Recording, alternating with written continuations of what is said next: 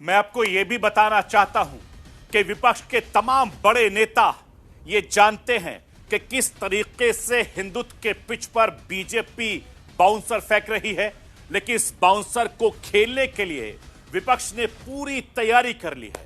रामनवमी के दिन समाजवादी पार्टी के नेता अखिलेश यादव, कांग्रेस के सांसद राहुल गांधी ने एक बड़ा संदेश देने की कोशिश की।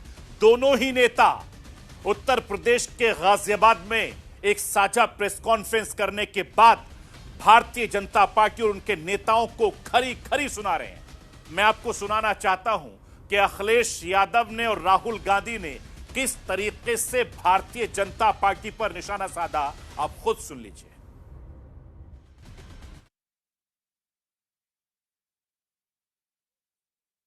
इन दो तस्वीरों को देखिए।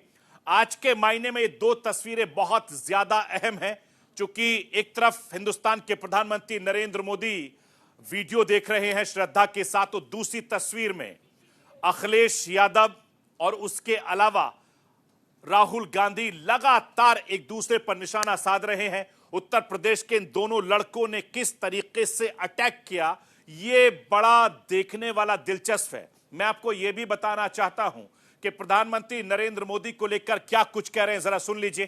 प्रधानमंत्री नरेंद्र मोदी के इंटरव्यू को लेकर उन्होंने सवाल भी खड़े किए कि उन्होंने कहा है कि प्रधानमंत्री नरेंद्र मोदी का इंटरव्यू स्क्रिप्टेड था, यह विचारधारा का चुनाव है, चुनावी बॉन्ड फरोख्ती की स्कीम है। इसके अलावा भारतीय जनता पार्टी 150 सीटें जीत पाएगी, यह एक बड़ा सवाल उन्होंने खड़ा किया है। बीजेपी ने जनता से झूठे वायदे किए हैं, यह भी उन्होंने कहा है। लूट और झूठ बीजेपी की पहचान बन चुकी है।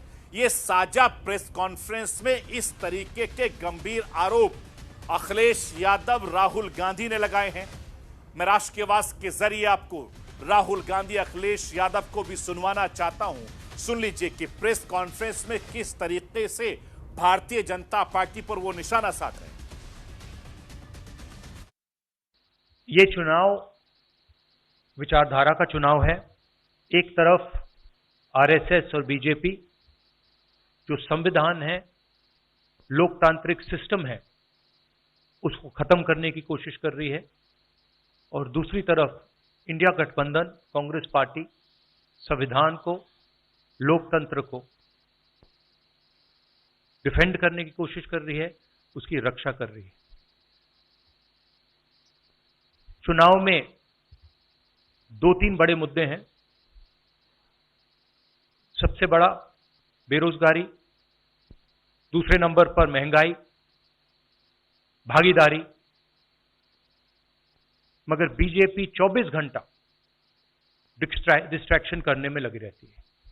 कभी प्रधानमंत्री समुद्र के नीचे चले जाते हैं, कभी आसमान में सी प्लेन पे चले जाते हैं, मगर जो मुद्दे हैं उनके बारे में ना प्रधानमंत्री ना बीजेपी बात करती। भारतीय जनता पार्टी की हर बात झूठी निकली, उनके वादे झूठे। न किसान की आय दोगुनी हुई, न नौजवान को नौकरी रोजगार मिला, और जो सपने दिखाए थे विकास के वो भी अधूरे हैं। जो इनका नैतिकता का बुलबुला था वो भी टूट गया।